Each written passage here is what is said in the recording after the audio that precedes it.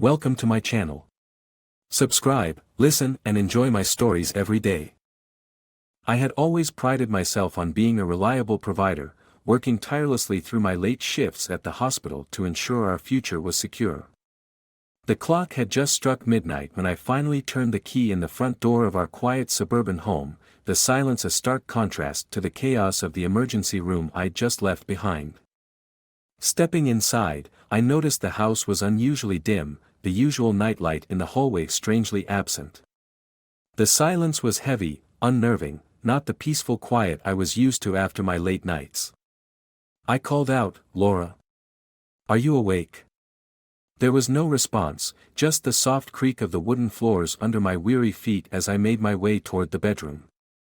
As I approached the slightly ajar bedroom door, a sudden, unexpected noise stopped me in my tracks, a high-pitched moan, unmistakably Laura's. My heart hammered in my chest, my mind raced with confusion. Another moan pierced the stillness, followed by a deep, masculine grunt that I recognized all too well. It was Mark, my brother, who had come to visit us the previous week. With a hand trembling in trepidation and rage, I pushed the door open. The sight that greeted me was one of utter betrayal. Laura was there, half naked, with Mark behind her. His hands were entwined in her hair, guiding her movements, his face contorted in pleasure as he indulged in what was mine. Laura's eyes were closed, lost in the throes of deceit. The room spun around me as I stood frozen, unable to reconcile the reality before my eyes with the life I thought I knew. The sound of my own voice surprised me as I finally managed to speak, my words cutting through the air like shards of glass. "What is this?" Laura gasped, her eyes snapping open as Mark turned, his expression morphing from satisfaction to shock. "Jake, Laura's voice broke, the guilt written all over her face. "How could you?" My voice was low, a growl of shattered trust and heartbreak. I didn't wait for her excuses, the lies that would spill from her lips to justify her betrayal. Turning on my heel, I left the room, the sound of Laura calling my name a distant echo as I stormed out. The night was cold as I paced outside, the chill seeping into my bones. Betrayal from my wife was one thing, but from my brother too. The two people I trusted the most had conspired to shatter everything. The realization ignited a fire within me, a burning desire for retribution. The days that followed were a blur of rage and meticulous planning. I contacted the best divorce lawyer in town, ensuring Laura would not get away with her deceit without facing severe consequences. I changed the locks, cancelled our joint accounts, and watched as her pleas turned to angry demands when she realized I was not going to be swayed. "You can't just throw me out. We need to talk about this, Jake," she screamed one evening outside the locked front door, her voice laced with desperation. "There's nothing left to discuss," I replied coldly, the finality in my voice more satisfying than I had imagined. I had loved her deeply, but now, I would channel that passion into ensuring she regretted her betrayal. As for Mark, he tried to apologize, to explain, but I cut him off. "You're dead to me," I told him, the brother I once admired now nothing more than a stranger. As the sun set on the day the divorce was finalized, I stood alone in the quiet of the empty house, a bittersweet sense of victory washing over me. I had survived their betrayal, and though the path ahead was uncertain, I was determined to rebuild, stronger and wiser than before. The intrigue of how I would rebuild my life, and perhaps find trust in someone new, would unfold in the chapters to come. The morning after the divorce was finalized, the air feels crisp as if the world acknowledges the shift in my life. I decide it's time to confront the mess left behind, beginning with the scattered remnants of a shared life that Laura had abandoned in her hurried exit. As I sift through the clutter, each item sparks a memory, but now those memories are tainted, each one a needle jabbing at my resolve. My phone buzzes, and it's a message from Laura. The screen lights up with her plea, "Can we please talk? I just need to explain." I stare at the message, the words blurring as anger simmers within me. I type a cold reply, "There's nothing to explain. You've done enough." I hit send and the finality of that message feels like closing the lid on a coffin. Minutes later, another buzz. This time, it's Mark. Bro, we need to clear the air. It's not what you think. I scoff at his audacity to rewrite the narrative. My fingers fly over the keys, fueled by betrayal. You've made your bed, now lie in it. Don't contact me again. I block his number, severing the last thread connecting us. As I continue cleaning, I come across a stash of old love letters from Laura, hidden in the back of our wardrobe. My hands tremble as I read her once tender words, now dripping with irony. Rage courses through me, and impulsively, I tear the letters into shreds, letting the pieces flutter to the floor like snow in a blizzard. Later that day, I decide to visit a local bar to clear my head. The dim lighting and the clink of glasses provide a temporary escape from the echoes of deceit. As I nurse my drink, a familiar face approaches me. It's Diane, a mutual friend of Laura and me. Jake, I heard about what happened. I'm so sorry, Diane says, her eyes filled with genuine concern. I nod, my mood darkening. Thanks, Diane. It's been rough, to say the least. Diane hesitates, then leans closer, lowering her voice. I know it's none of my business, but I saw Laura and Mark way before you found out. I thought they were just having a rough patch, didn't realize. Her voice trails off, filled with regret. The revelation stings, and I feel a fresh surge of betrayal. You knew? I ask, my voice sharp. I didn't know how to tell you. I thought it was a one-time mistake. I'm sorry, Jake, Diane replies, her expression pained. I shake my head, disappointment heavy in my chest. Seems I was the last to know, I mutter, downing the rest of my drink. The conversation lingers awkwardly until Diane finally leaves, and I'm left stewing in newfound insights. The weight of the evening's revelations presses down on me, and I realize that the path of retribution might be lonelier and more complex than I had anticipated. As I head home, the cool night air doesn't soothe my brooding thoughts. Instead, it sharpens my resolve. Laura and Mark must understand the gravity of their betrayal. Retribution isn't just a response, it's a necessity. I start planning more than just a social and financial downfall. They must feel the isolation and despair they've forced upon me.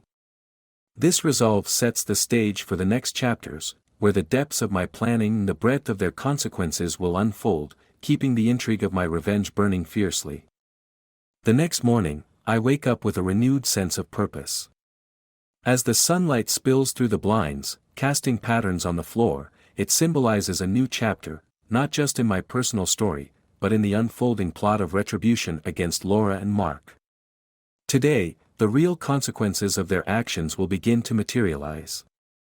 After a quick breakfast, my first move is to call Laura's employer. As I dial the number, my hands are steady, my resolve unshakable. The phone rings, and a cheerful voice answers. Good morning, Henderson and Lee, this is Melissa, how can I help you? Hi Melissa, this is Jake Phillips. I need to speak with your HR department. It's urgent and pertains to one of your employees, I say, my tone deliberate and serious. There's a brief pause, then Melissa transfers the call. One moment, please. Human Resources, this is Diane. How can I assist you? The new voice is professional and crisp. Hello Diane, this is Jake Phillips. I'm calling about Laura Phillips, your events coordinator. There are serious personal conduct issues that you need to be aware of, which are affecting her professional performance and the company's image. I begin, laying the groundwork for the storm I'm about to unleash. Diane's interest is piqued, I can tell. Could you elaborate on that, Mr. Phillips? I spend the next few minutes explaining, in vague but concerned tones, about Laura's erratic behavior, hinting at unethical conduct without diving into specifics, leaving enough room for HR to be alarmed and probe further on their own. I express my worries about how it's not just a personal matter but one that might affect her work and the company's reputation.